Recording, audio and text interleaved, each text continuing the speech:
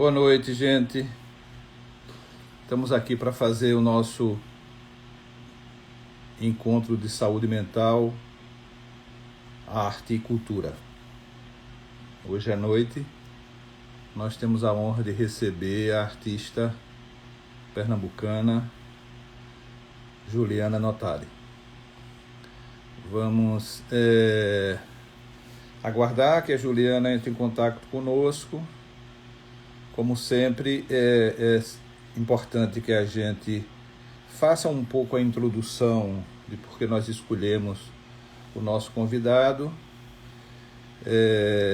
Juliana é uma artista pernambucana, olindense, que tem, ao longo da sua vida artística, experimentado várias expressões da sua arte, da sua técnica.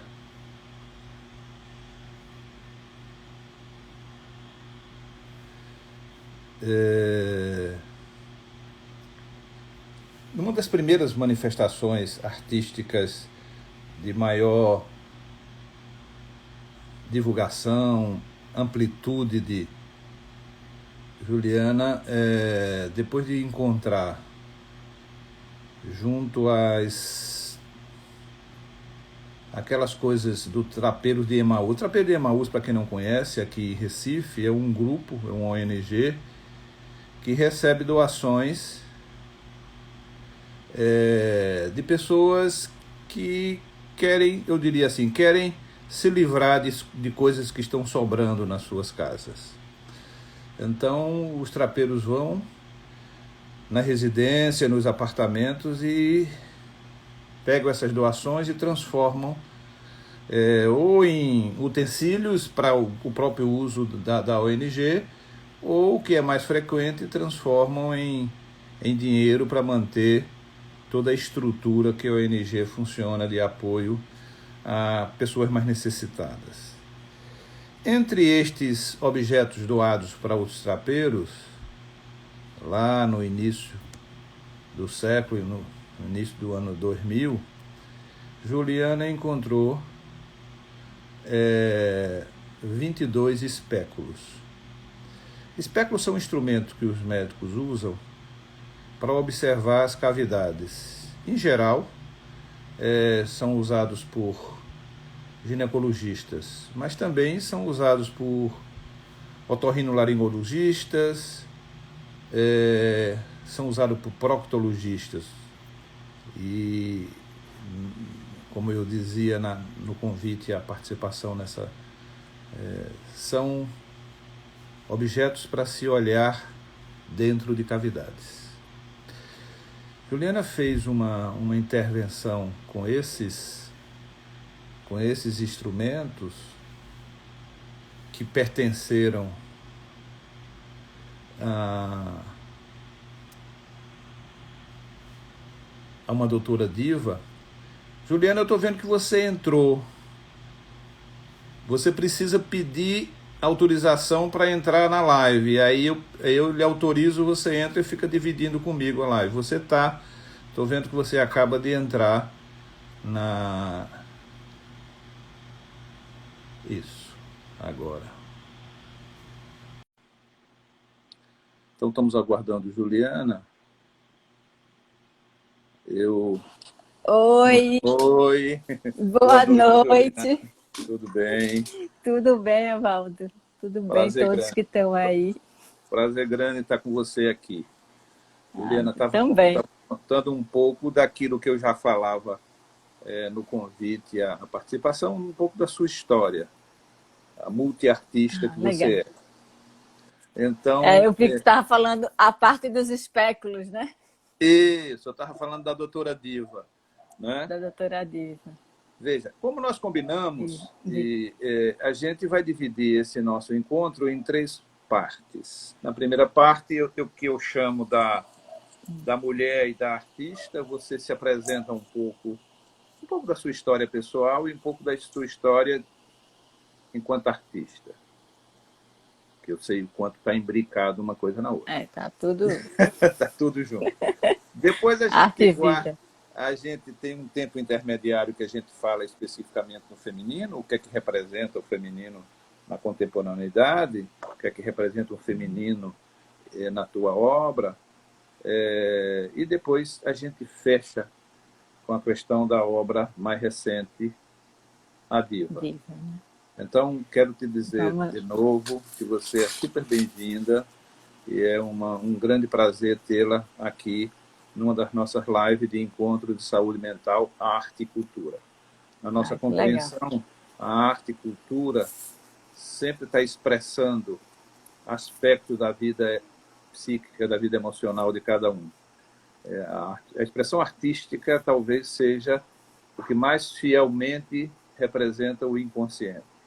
Doutora Nise da Silveira, alagoana, que fez sua carreira no Rio de Janeiro, criou um museu, o Museu de Imagens do Inconsciente, onde ela captava as obras dos seus pacientes e, a partir daí, não só ela trabalhava terapeuticamente, como ela enfatizava a obra artística, seja a pintura, a escultura, a colagem, que fosse uma grande expressão do inconsciente. Seja bem-vinda, um abraço grande. Fala um pouco da Juliana, fala um pouco da artista. Né? Eu sou Juliana aqui, eu sou recifense, né? Estou aqui no momento, estou aqui em Olinda, no sítio histórico, e é bom, né, você localizar, assim, saber onde é que a gente está, né? Nesse momento tão virtual. E, enfim, eu sou aquela pessoa que já não é que nasceu artista, mas desde jovem, sempre desde criança, não jovem, né? Eu já sabia que era artista num certo sentido, assim. Eu sempre era aquela criança que, né, que na escola desenhava, via um objeto, transformava.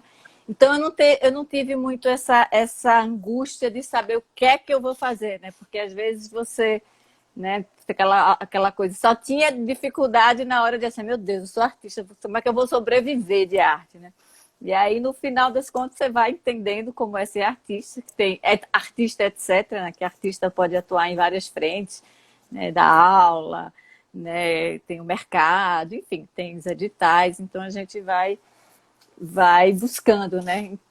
E desde aí eu fiz, né? Já decidi, fui fazer artes visuais aqui, artes plásticas, na verdade, né? Que era o curso de licenciatura aqui na UFPE, porque não tinha bacharelado, na época a gente lutava, foi em 96 por ali, né? Então eu fiz esse curso.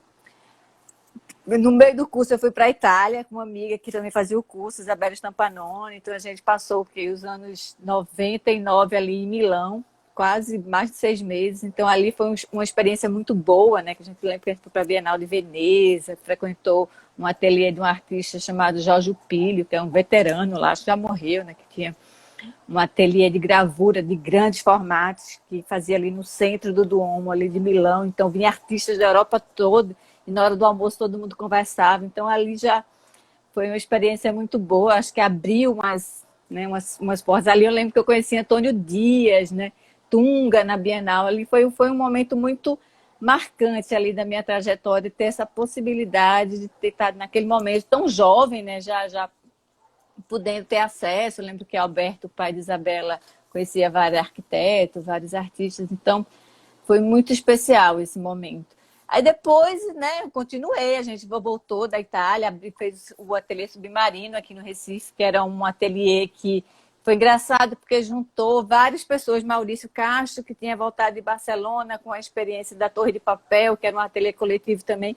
E aqui em Pernambuco, como eu vejo também em alguns lugares, né, tipo no Pará, em Belém, tem uma tradição do coletivo, né? E é justamente por isso, porque a gente está fora, né, do eixo.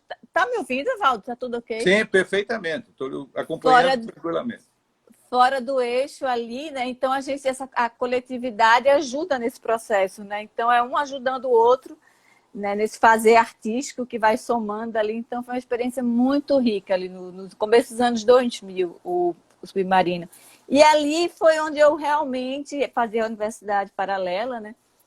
Foi onde eu comecei a fazer foi ali onde eu encontrei esses espéculos, né, que deu origem a essa série de trabalhos, né? Porque eu já tinha ali, eu já usava essa forma, sabe, da vulva ferida, mas sempre atrelada à questão que é sobretudo ferida, né? Além de vulva. eu já vinha ali com alguns trabalhos de desenho, e depois veio essa performance também, que eu vou falar um pouco mais na terceira parte, que é quando eu entrar em diva ali, nesse processo todo. E aí, nesse tempo, né, continuei fazendo, né, sobrevivendo de arte, né, porque apesar daquele medo inicial lá da faculdade, de entrar, né, se decidir, assim, porque na hora que você decide fazer um curso de arte, assim, você é aquela decisão, né, tipo assim, e eu não tinha, né, tipo assim, a arte para mim é uma condição, eu não saberia viver de outra forma, né, nem que eu quisesse, é uma coisa que não daria, é impressionante essa questão. E aí você, né, os trabalhos, eles acontecem no meio disso tudo, né? Por isso que essa questão de arte e vida, mesmo quando você está fazendo, né, por exemplo, um artista que às vezes ele, né, por momentos da vida, eu fui gestora de um espaço público, ou eu vou dar aula na faculdade, tudo isso é arte. Eu consigo ver isso como um grande conjunto, né? Porque o olhar da Juliana que está ali dando aula, o olhar da Juliana que está ali, né, e o gesto que está ali no espaço público, gerindo, tem uma sensibilidade artística. E eu, enquanto pessoa, indivíduo, mulher que estou ali naquele espaço, eu também, tudo aquilo ali é elemento para a minha vida e elemento para minha arte, né? Que uma coisa não separa da outra.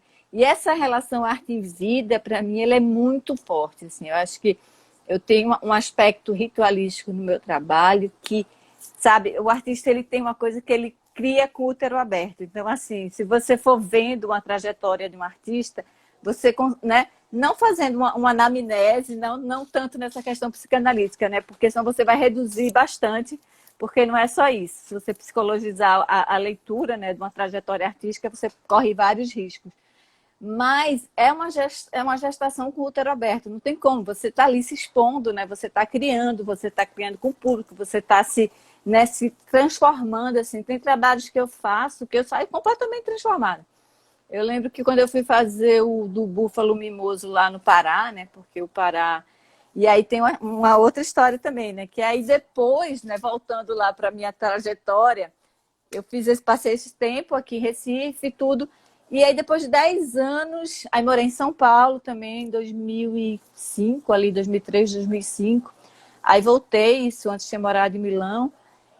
E depois disso, eu fui para o Rio. Eu resolvi fazer mestrado. E eu escolhi a UERJ, né, que é a Universidade do Estado do Rio de Janeiro, que é justamente por isso. Porque o programa da UERJ, né, da pós-graduação, o PPG Artes, ele é um programa muito híbrido, assim, multidisciplinar. Então, aquilo ali me chamou, foi um lugar assim, a UERJ tem essa abertura, né? Tem essa abertura até no campo social, realmente, porque foi a primeira universidade do Brasil que estabeleceu as cotas, né? Que tem toda uma inserção, uma política de inserção social muito forte. Na verdade, também foi a primeira a ser atacada, né? No meio desse desmonte todo. Mas estamos aí, né? Resistindo e está lá. E depois eu terminei esse mestrado. No meio desse mestrado, eu fui para Belém para participar de uma exposição, que era o Salão de Arte Pará, que é um dos salões mais importantes do Brasil.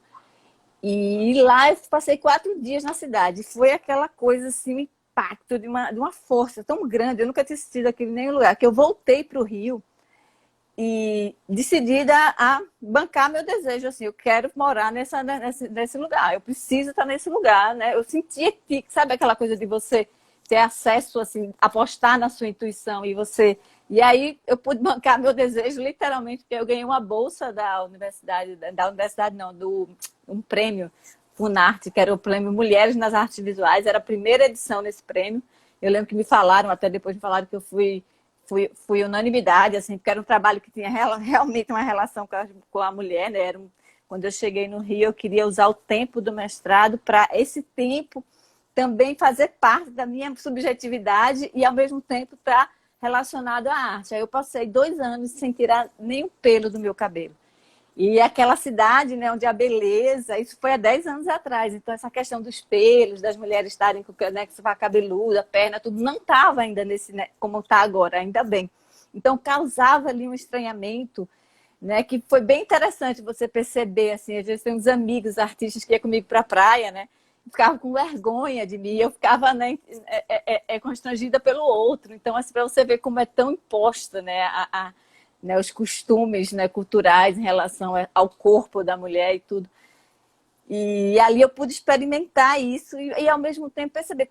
E a arte é isso, né? Esse lugar que você experimenta, né? Eu queria saber quanto de pelo eu tenho no meu corpo. Quando uma mulher vai saber quanto de pelo tem no corpo, porque a sociedade, né, as demandas, a normatização cultural pede que a mulher seja depilada, pede que a mulher, né, seja asséptica, enfim, né? Todo esse estereótipo higienizado.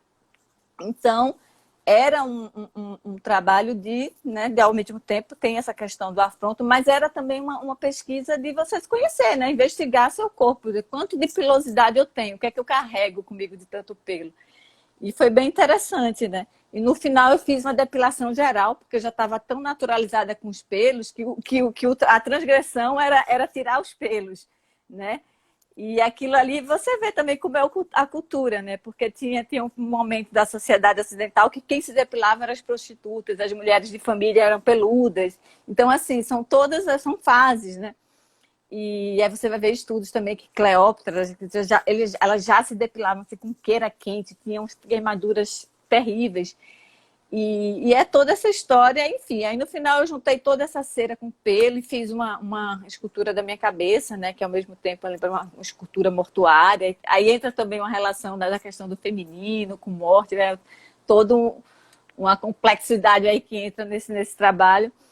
Mas enfim, aí eu fiz voltei para Belém, né? Terminei meu mestrado, voltei para Belém e fiquei um tempo, isso em 2014 ali.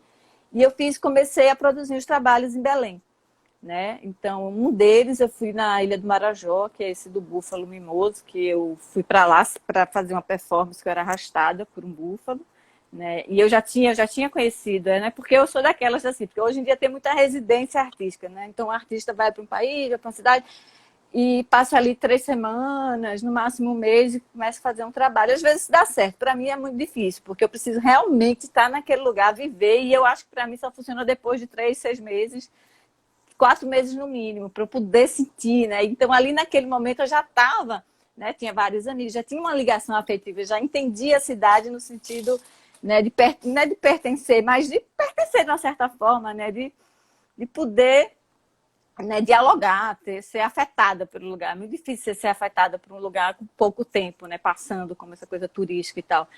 E aí eu já tinha ido algumas vezes no Marajó, e aí eu pensei nessa performance, né, que eu estava me sentindo muito digitalizada, tudo que era ser arrastada por um búfalo nua da beira da praia, né? Eu estava toda peluda, então tinha essa força, né? Ao mesmo tempo cheguei do Rio muito, né? Tava no começo do Rio. Quem vai morar no Rio eu fui contra aquela energia do Rio e fiquei logo deprê e, né? Enfim, já queria, né, me revigorar novamente. Então eu via nessa possibilidade estética também, nesse trabalho de arte, né? É tudo junto ali, uma forma, né, de eu trazer para o campo estético, de mexer na minha sensibilidade. Então era isso, eu ia ser arrastada por esse búfalo na beira da praia.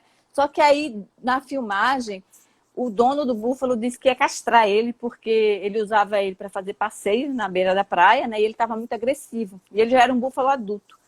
E aí eu fui dormir. Aí no hotel de noite eu fiquei com aquela coisa na cabeça. Eu vou comer o testículo desse búfalo. Eu vou usar, eu vou usar essa imagem dessa castração. Tem alguma coisa aí, eu senti, né?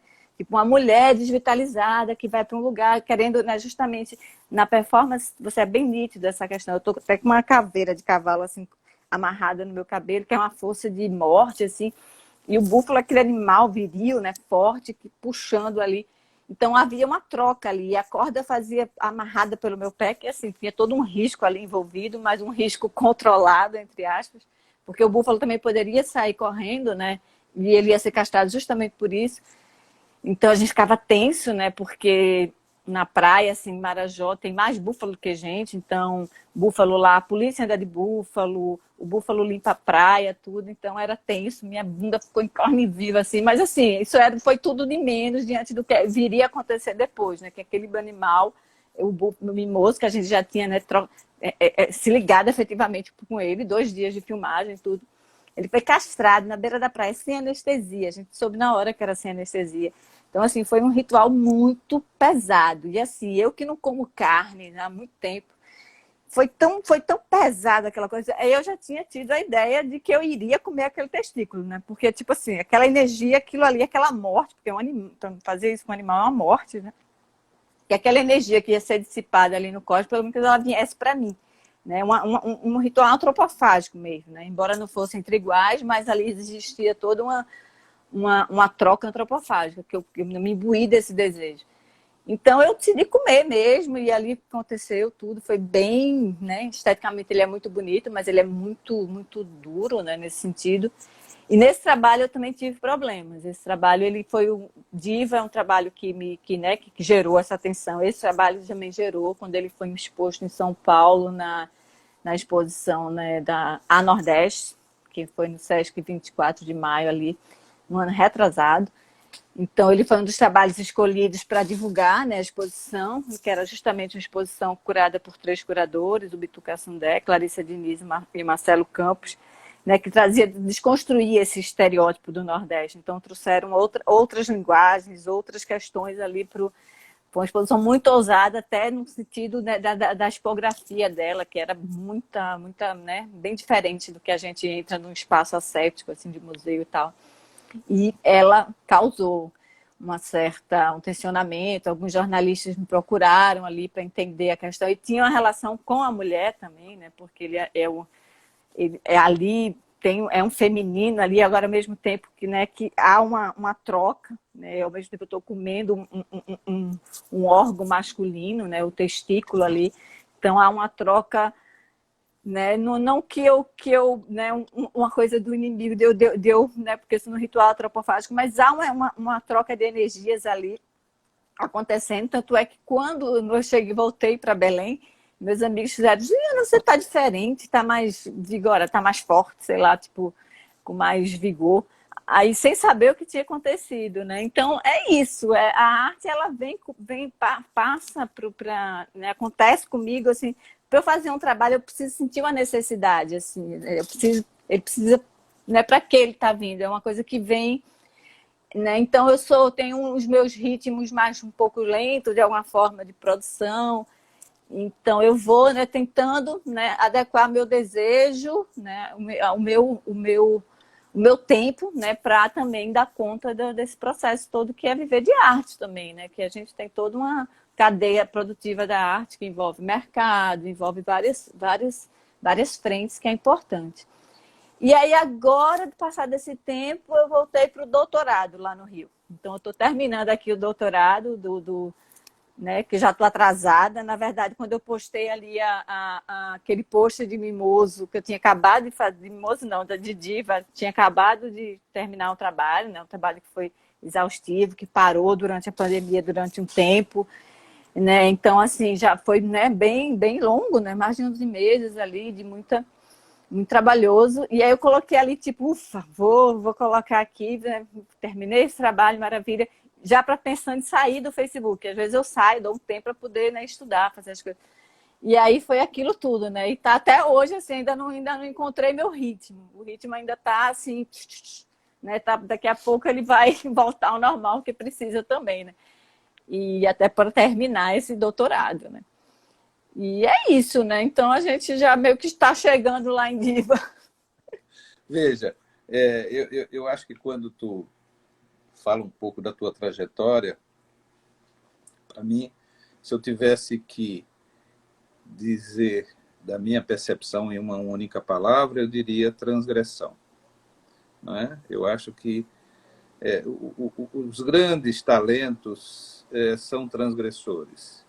E a arte é uma espécie é uma forma de transgressão. A Simone de Beauvoir dizia que o segredo da felicidade e o cúmulo da arte é viver como todo mundo e ser como ninguém. Ou seja, é ser como você mesma. E essa é a grande transgressão. Quando tu de repente acumula pelos, né, para depois usá-lo, primeiro para ter a vivência da mulher peluda, não é? E depois transformar esse pelo em arte. A tua viagem à floresta amazônica, que a gente não pode deixar de comparar como se fosse, a floresta sempre tem esse significado de útero, não é? De primitivo, de volta à coisa primitiva, não é? Houve uma manifestação aí que dizia que testículo de boi assado é uma iguaria no Rio Grande do Sul, mas nós não estamos falando disso, não. Nós estamos falando de comer o testículo cru. Não é? A experiência da Juliana foi uma experiência dessa troca com o búfalo. Não incluía fazer churrasco, não. Não incluía. Era pedaços do outro sendo consumido. Não é? Então, só para esclarecer, porque alguém falou como iguaria. Foi, né? Porque não, o gaúcho foi, faz foi isso. Foi cru ali, tirado na hora. Sim, sim. Isso. Então, é uma coisa da transgressão e muito mais do que a transgressão é a troca. Então, neste sentido, Juliana, sempre teve presente essa transgressão. Tu falaste pouco, mas o que eu lia sobre, por exemplo, a tua performance da Doutora Diva era exatamente criar aberturas. Fala um pouco disso. Tu estava vestido de branco como uma profissional de saúde ou enfermeira, né? E aí tu saía com esses espéculos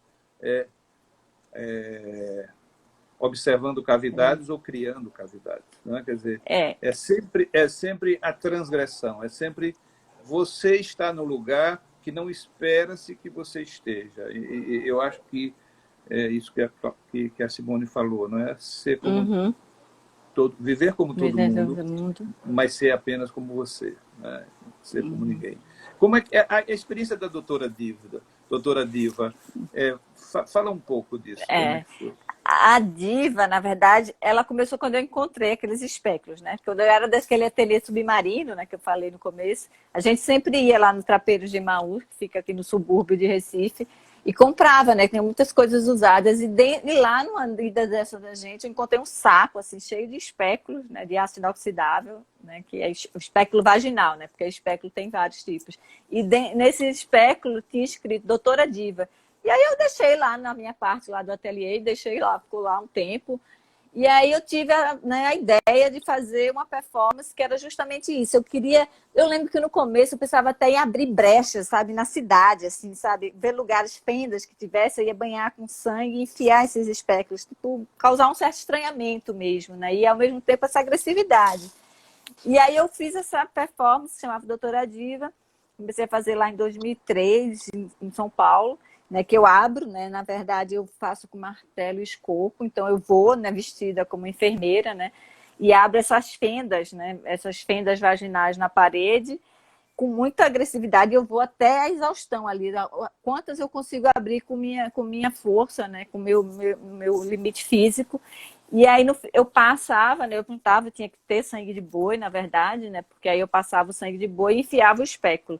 E ao mesmo tempo aquilo ali era uma coisa que eu estava lidando com museu, galeria, uma instituição, né, como se aquele lugar séptico, branco, né, fosse, né, era uma espécie de que virasse um corpo da mulher, e há uma agressão, é tipo um estupro aquilo ali, é uma coisa muito de uma violência muito grande, entendeu? É um trabalho muito violento. Eu acho que a violência é uma marca muito, muito grande no meu trabalho, né? E aí eu vinha com essa, eu lembro que eu fiz na França, fiz na Galeria Vermelha em São Paulo.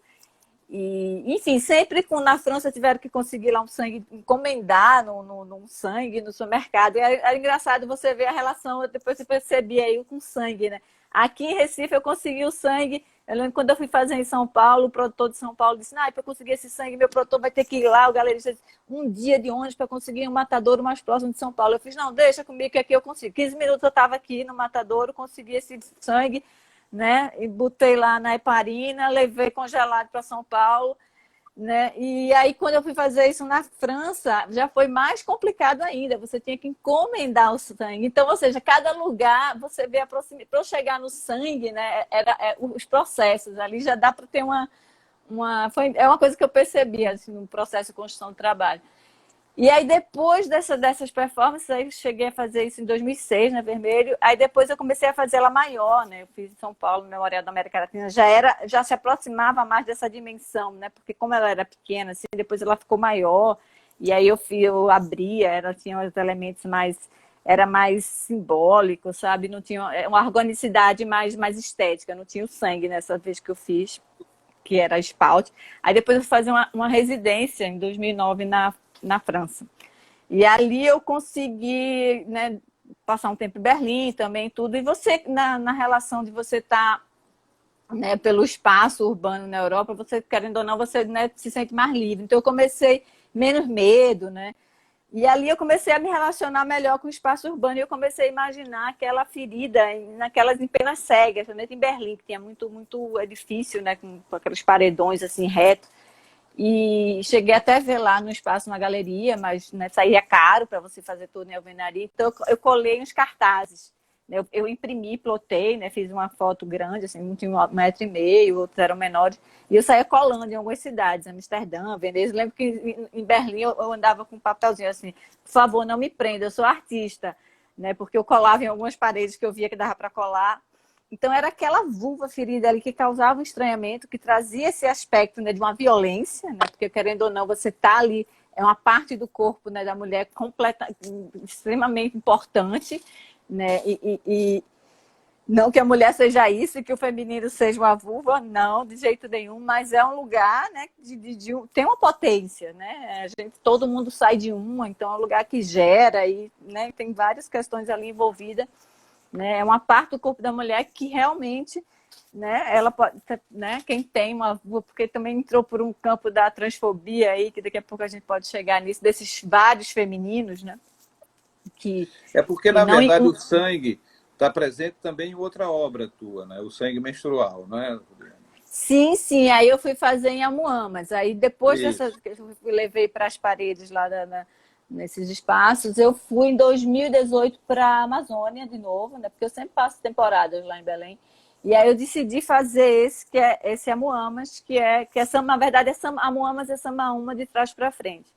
Que aí eu acho que é onde eu chego né, sabe, um desdobramento de diva que chega de onde eu queria, porque eu parei de usar o sangue de boi, e eu uso meu sangue menstrual, né? Porque aí eu queria usar meu sangue, aí eu tenho até um DIU, que eu tenho endometriose, então eu tirei lá o DIU, né? O médico ficou pé da vida, depois teve que voltar, mas assim, eu queria que meu sangue pronto e eu sabia dos riscos e vamos lá. E aí juntava esses potinhos, inclusive deu 9 meses, assim, por coincidência. E aí eu juntei tudo isso, levei lá para Belém, Pará, né, para fazer esse trabalho. Então eu escolhi uma samaúma, né, que é uma árvore, na verdade a samaúma é uma das maiores árvores da Amazônia, ela chega até uns 70 metros. E assim, ela é uma árvore, né, cercada de mistérios, né, ela é medicinais e espirituais, assim, para muitas etnias a samaúma é a mãe da floresta, né, ela que conecta ali, ela tem raízes profundas, então é um axis mundo, né, que faz a relação entre o céu e a terra. E, né, dizem que tem várias questões. A água da Samaúma faz as mulheres engravidarem. Né, os pajés usam as raízes, porque elas conseguem raízes de águas muito líquidas, porque a raiz é profunda para curar problemas renais, sabe? Então, ela é aquela mãe espiritual e medicinal da floresta que tem muita importância. E eu fui nela, eu entro na floresta atrás dela e chego nela. Eu chego na raiz dela, que é essa sapopema, porque essa mama tem raízes enormes, né? A raiz dela já chega a mais de 4 metros de altura, assim. E aí eu faço essa ferida, eu faço essa com martelo escopo, na dimensão de dor da árvore, é a mesma coisa fazer isso, né? Eu conversei com o pajé, ele me autorizou, achou, né, o trabalho, me incentivou e tudo. E eu também sentia uma conexão com a árvore. Então, eu fui ali, fiz esse trabalho, abri lá a ferida. A carne da samaúma era impressionante, porque ela parecia a cor da samaúma, ela parecia carne, né, rosinha, assim, muito interessante. Então, eu faço o mesmo processo, vestida de branco ali, aquele ser estranho, asséptico naquela floresta, né? E aí tem vários elementos. E aí eu coloco, né, faço tudo isso, coloco banho com meu sangue, boto lá os algodões, tudo. E eu deixei essa essa ferida lá aberta, com espéculo, né? Tanto é que quando você vê o vídeo, o drone sobe assim, e você vê aquela imensidão daquela floresta e aquela ferida lá, e ao mesmo tempo é para ter justamente essa relação, né? Da grandeza, ao mesmo tempo que minha ferida ali tá, mas ela some daquilo, a floresta dá conta daquilo, né? Deixa uma ferida encravada na floresta, que o tempo aquela floresta vai curar, que na verdade era um processo, era um ritual de cura que eu estava fazendo. E eu também não tinha muita consciência do que estava fazendo, porque o artista é isso, a gente se joga, às vezes você precisa de um tempo para poder dar conta do que estava fazendo, ele não tem consciência plena do que está fazendo. Na maioria das vezes, né? E da maneira como eu ajo, assim, eu me jogo muito, então eu preciso de mais tempo ainda para poder saber para onde eu fui, sabe? Às vezes você não tem esse... E é bom que não tenha, né? Porque é justamente essa ferramenta de acesso a essas camadas subterrâneas do inconsciente que a arte possibilita, né? Então, eu fiz isso, deixei lá ela e fui para cá, terminou o vídeo, aí passou 2 dias, aquela coisa, sabe, agoniando, eu tinha que fechar a ferida. Na verdade, eu tinha levado material para fechar e não fechei. Aí eu depois ligando para a equipe não ia, era carnaval, era justamente hoje, quarta-feira de cinza, né? Que aí eu queria fechar na quarta-feira, porque a gente filmou no carnaval, porque o carnaval no Pará é mais fraco, assim. E eles não vinham, eu me arretei, assim, era saber a necessidade, eu preciso fechar aquela ferida. Então eu fui sozinha, peguei o barco, né, com o barqueiro, e nessa ida eu senti, assim, sabe, como se, era uma vez, meu Deus, isso é xamanismo. Era como se uma energia feminina, assim, minhas avós, sabe, todas as minhas ancestrais, depois foram uma coisa, e eu, ali, o barqueiro caladinho, parecia que ele tava, entrou numa sintonia, assim, comigo, sabe, que aquele silêncio. Foi um ritual o negócio. Aí me deixou lá, eu sozinha, entrei na floresta, fechei com barro, né, tirei tudo, deixei lá e coloquei um objeto meu que era um crucifixozinho, esses que passava de geração em geração, era da minha avó, a mãe da minha mãe, que já tinha sido da minha bisa. Aí eu coloquei esse crucifixo lá dentro e fechei. Tipo assim, sabe? Aquela Samaúma estava cuidando das ancestrais mulheres da minha família. Então, eu fui ter essa percepção, né, depois, porque você vai indo, né? E eu me senti assim num transe. Foi um transe, aquele rio, né? Porque a ilha que eu fiz isso, a Ilha do Cumbu, é próxima de Belém, então você... É uma área que eu entrava num igarapé muito profundo, assim, então você estava, né? É uma área de preservação, então tem uma floresta forte. Então foi um ritual, assim, acho que foi o meu trabalho mais ritualístico, assim, de muito... E eu saí Pois de é. lá e deixei aquele objeto lá. Mas, Juliana, eu queria registrar a delícia que é te deixar falar, não é? Quer dizer, que bom, porque, como tu disseste, como na arte, a gente sempre sabe como começa, mas nunca sabe como termina. Todo grande artista diz isso. A arte é algo que não brota pronto, não é? Ele vem aos borbotões, vem saindo, vem saindo. Como você disse, É. quando você se embrenha lá na selva, a única coisa que você sabia é que queria se encontrar com esta árvore e, a partir daí, fazer algo relacionado com a ancestralidade. O que iria Uhum. exatamente acontecer foi acontecendo aos poucos. Isso é, para mim, a essência da arte. É assim, a ideia Uhum. vem, não é? É completamente diferente da percepção do arquiteto, por exemplo. O arquiteto começa a enquadrar, e eu acho que o artista ele começa a desenquadrar, exatamente a tirar daquele formato que nós nos acostumamos a ver, que nós nos acostumamos a lidar. Então, nós vamos sempre Uhum. estar lidando na arte com o imprevisto. Por quê? Porque a gente está sempre lidando com o inconsciente, e o inconsciente é algo que a gente não manda, e que ele brota, e que ele vem, e que ele se apresenta, e a gente vai seguindo essa, que algumas pessoas chamam de intuição, algumas pessoas chamam de talento, mas, na verdade, tem a ver com esse inconsciente que irrompe e toma conta, não é? Quer dizer, então, nesse sentido, essa tua experiência na floresta amazônica é uma experiência de volta para o útero, de volta para a ancestralidade, e quando tu resolve deixar a tua marca e a tua história ali naquela árvore, há todo um significado importante, perfeito. E aí a gente chega, não é, nessa terceira parte, que é a questão da diva, não é? A gente sempre tem acompanhado muito as obras fálicas de autores masculinos, né? Na década passada houve uma grande polêmica em relação à obra do Francisco Brenan, não é, lá naquele cais, lá, aquele falo imenso de 32 metros, que gerou, inclusive, alguns incidentes institucionais. Mas a obra fálica é muito mais assimilável e aceita de que a obra da exposição do corpo feminino. O corpo masculino é como se fosse mais público, o corpo feminino fosse mais privado. Então, quando você escancara o corpo feminino... Então, fala um pouco da criação da diva e desta enorme vulva maravilhosa que está lá em Água Preta.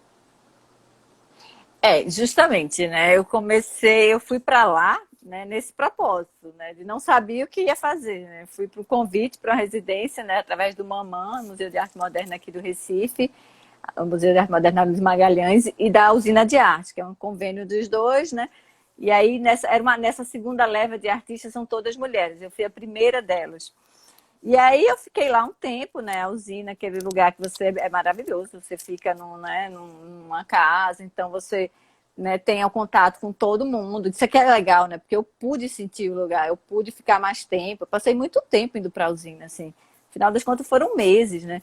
E assim, mesmo antes, eu cheguei, acho que naquela primeira residência, eu passei 1 mês e meio. Então, assim, e eu olhava, né? Foi aquela coisa. Então, eu tive essa sacação de trazer aquela né, essa relação da terra com a mulher também, né? E ao mesmo tempo dessa violência, né, que é o corpo da mulher e a terra enquanto, né, enquanto essa simbologia Gaia também, essa coisa, essa entidade, né,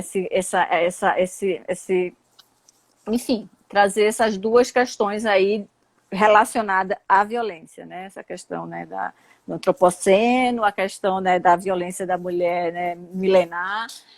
E aí foi nessa ferida. Aí, no começo eu pensei até em trazer o espectro, mas a gente conversando saiu o espectro, que eu achei melhor, claro, porque abriu, né, o campo de interpretação, porque também é ferida, né? Tanto é que, assim, para mim é importante que seja uma ferida. E tanto é que em todo o processo, eu sempre, né, teve um momento engraçado que eu cheguei lá na obra, os meninos estavam fazendo os grandes lábios, assim, tudo certinho. Eu falei, não, gente, não é isso aqui também é uma ferida. É uma vulva ferida. Ele fez, não, é porque a gente entende muito. Eu disse, tá, vocês entendem muito, mas a gente tem que quebrar mais para dar esse aspecto de ferida também. Tem que ser as duas coisas. Eu ficava toda hora dizendo para ele, tem que ser as duas coisas, não esqueçam isso. E porque é justamente essa questão da violência que o trabalho traz, né? E coloca o corpo da mulher nesse diálogo também, né, com a terra, né? Por isso que também a monumentalidade da obra, ela é porque ela está dialogando, porque a monumentalidade está sempre associada ao falocêntrico, né? Aquelas grandes esculturas, grandes, né, edificações, para justamente sentir essa questão do oprimido, né? A pessoa se sentir, né, inferiorizada, né? Tudo isso faz parte do sistema opressor. Mas nesse caso eu precisava dessa monumentalidade para dialogar com Gaia. Né? Então, assim, teve até momentos que eu fiz, será que eu estou sendo falocêntrica aqui, fazendo essa... Eu fiz, não, mas é uma montanha. Então, e é um desafio muito grande, porque para chegar naquele tamanho, você está sempre em diálogo com a natureza. Então, toda hora você está ali dentro daquele espaço da montanha, vendo de longe, coloca uma coisa que você tem a noção, coloca a lona, tira a lona, né? Ver a questão orçamentária, se vai dar para fazer mais, menos, enfim. Então, até encontrar aquele lugar também demorou um tempo, né? No começo ia ser uma obra menor, que ela ia ter um cunho até mais ritualístico ali, sabe? Né? Que ficava entre duas montanhas ali, uma reentrância, assim. Então, ela ia ter um outro caráter, que também é uma outra possibilidade de se fazer essa obra numa dimensão menor e mais esse aspecto, né, mais interno, mais propício a né, uma contemplação ritualística, né, uma inserção, não uma contemplação mesmo, uma participação. E ali foi. Então, nesse processo, não, né, eu sabia a todo momento que era uma obra, né, que iria ter uma repercussão, né? A gente vive no patriarcado, a gente vive né, no mundo, né, não é nem sociedade, é no mundo patriarcal mesmo. Então, assim, você que a partir do momento que você coloca essa objeto, né, essa escultura grande ali, empoderada, né, porque ela tá só até, essa coisa dela não tá com nenhum objeto fálico do lado, ela tá só lá divando na natureza, isso também incomoda muito, né, porque ela tá ali, né, e a mesma coisa, e ao mesmo tempo não é porque é uma vulva, porque não é porque está representando a mulher, né, e a mulher, essa misoginia, ela é das entranhas, né? Ela é uma questão, uma coisa assim que vem, tá em tudo, então é muito difícil, né? Então você vai ver o quanto de trabalho que ainda tem, né? E eu sabia que ia causar isso, mas eu não sabia que ia ser tanto, né? Mas assim, mas não tem como também não saber. Gostaria até de não saber, mas é uma raiva, assim, é uma coisa assim absurda, né? Então foi muito. E é isso, né? Os objetos, o patriarcado, o falocentrismo, na verdade, né? Eu falo que ele odeia essas, né? Tudo que é brecha, que é redondo, que é buraco, né? Que são justamente essas outras sexualidades, essas outras formas de estar do mundo, ele detesta. Então, ele quer né? Todas as Pois é. edificações, Você edifícios, sabe, o quanto mais alto, melhor. Então, é isso, né? Esse poder Juliana, fálico. deixa eu ler aqui um trechinho da matéria da Clarissa Diniz, na revista Continente, que eu achei Clarissa muito é legal, maravilhosa. Clarissa que é ela diz, maravilhosa. né? Ela diz assim, né? Essa revista Continente, ele diz, a vulva é carne viva. Em um dos países mais feminicidas, transfóbicos, homofóbicos e racistas do mundo, ser um corpo não macho, que reivindica o pleno direito a outras topologias, que não a do falocentrismo masculinista, o falocentrismo masculinista do pau duro, é, sem dúvida, lidar com o trauma de um corpo historicamente violado, que segue sendo cotidianamente ferido de muitas e a depender de sua cor e de gênero de distintas e assimétricas maneiras. Diva, tanto fere quanto é ferida. Outra ferida. Genial. Eu acho É genial. a Clarissa... Clarissa é um acontecimento. Ela é um acontecimento. Eu acho que ela resume nisso, não é, a grandeza da obra, não é, porque eu estava lendo numa outra reportagem que a Diva tem 33 metros e o falo lá do Brenan tem 32, então... E aí tu diz, não tem nada a ver uma coisa com Gente, o outro. Porque não tem nada... Não foi uma coisa estudado. medida, não foi medida. Isso foi uma coisa feita e criada, e como tu estava dizendo, quando se tentou fazer uma coisa perfeita, tu disseste, não é isso, é algo ferido. E quando você vê aquela imagem da Diva naquele cerrado, assim, naquele álbum, com o reflexo no açude, é lindo. É uma coisa maravilhosa. O que é que está lá em cima, o que é que está lá embaixo, o que é que está dentro da água, o que é que está dentro da terra. Eu acho que simbolicamente ficou tão bonita aquela imagem, onde aparece a dupla imagem, a da água e a da terra, não é? Ficou genial. E é isso mesmo. Como é que tu lidaste com essa repercussão tão grande? Tu estava entrando na repercussão quando eu me intrometi, mas eu queria exatamente isso. Tu disseste, eu sabia que mexer com isso, né? A Clarissa diz em algum momento assim, se de repente ficar com uma memória só da lembrança de um bucetão de 33 metros, ainda vai se lembrar, isso ainda vai causar impacto. Ela diz isso claramente no texto dela. Mas, então, tu dizia, eu sei que você sabia que ia ter repercussão. Agora, e essa repercussão toda, no final do ano, que começou o outro ano e ainda estava sendo discutido nas mídias sociais. Nas mídias sociais e também na grande mídia no mundo inteiro. Como é que ficou isso para ti, Juliana? Eu consegui perceber em 3 fases, né? A fase que teve ali quando eu coloquei o post, então veio muitos elogios da minha bolha, na verdade, né? Que o Facebook também ensina. Então, assim, é um trabalho que dentro do campo da arte ali, que é onde eu transito, dentro dos meus pares ali, então estava sendo super, né? Tinha causado impacto, assim, mais positivo, tudo. Aí, de repente, vem os ataques, né? Dos robomínios que né? É gente imitando robô, é o ódio da máquina com o humano, humano com máquina, e ali aquela coisa tomando uma proporção que ia aumentando, aumentando, aumentando. Eu já dizia, meu Deus, onde é que isso vai chegar? Teve um momento em que eu fechei o post para ficar só para os amigos, né? Para ver se. E aí eles foram para outros lugares, estavam me atacando no YouTube, todos fazendo estrago, assim, com enxame, sabe? Fazendo estrago em todos os lugares. E ao mesmo tempo eu tentando lidar. E eu abro de novo, era um enxame, né? E daqui a pouco Estados Unidos aí entra. Assim, é uma coisa muito organizada. Assim, fiquei muito, muito chocada com a organização de como era essa coisa. Agora, aí depois eu ainda consegui acompanhar um pouco isso.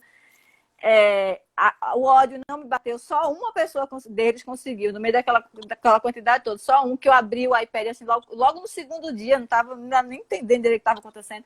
Aí tinha uma mensagem bem elaborada, assim, pesadíssima, de um ódio, assim, tipo, de você ser abortada pra lá, uma coisa. Aí eu senti uma energia ruim, aí já saquei logo. Fiz, cara, vou ficar longe disso, não dá não. Então não dava tempo para ler nada, nem o que era bom, o que era ruim. E aí começou um segundo ataque, que foi o ataque da mídia. Que é um ataque positivo, ó, tu é o artista que não quer a mídia do mundo todo, e de repente atrás de você.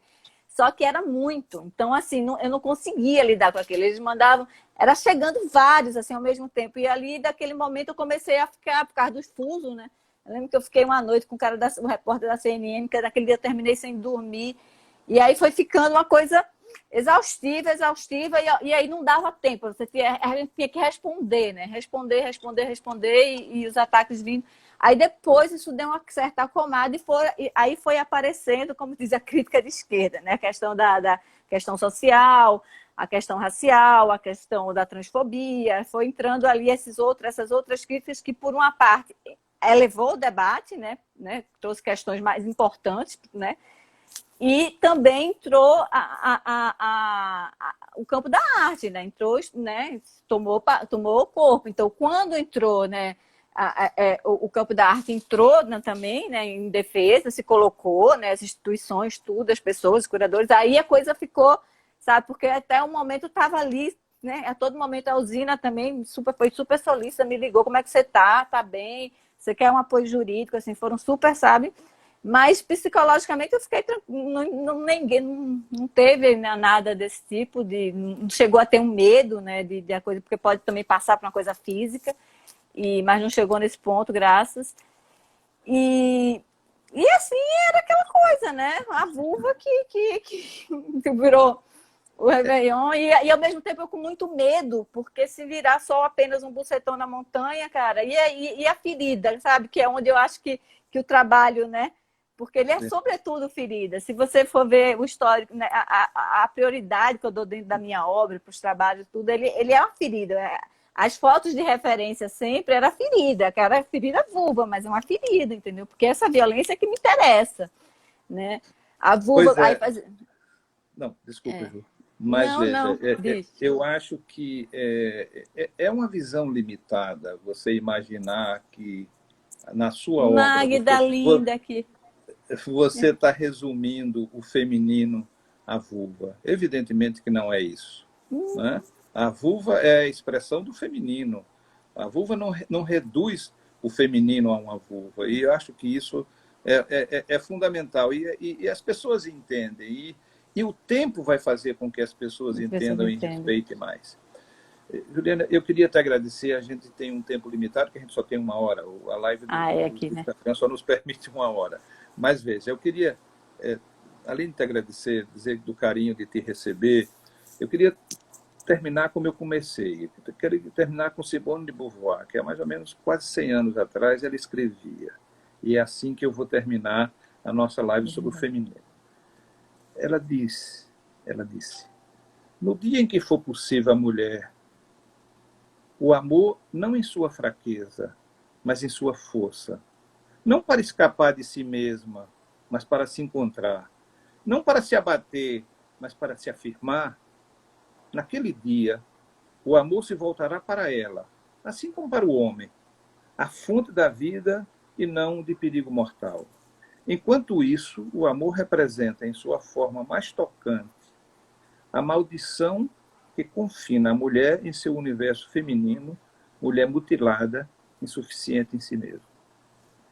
É esta barreira que é a luta de todos nós, porque todos nós que praticamos o feminismo e valorizamos a questão feminista, essa é a nossa luta, é para que esse universo feminino deixe de ser tão mutilado e tão insuficiente em si mesmo. Eu acho que essa é a tua luta, essa é a nossa luta. Um beijo grande, Juliana. Foi um prazer grande receber. Até uma próxima oportunidade que a gente se encontra. Boa noite para todos vocês. Boa noite, gente. Obrigada a todos. Foi muito legal, viu? Muito legal encontrar com todos vocês, gente. Boa noite. Até mais. Boa noite. Tchau.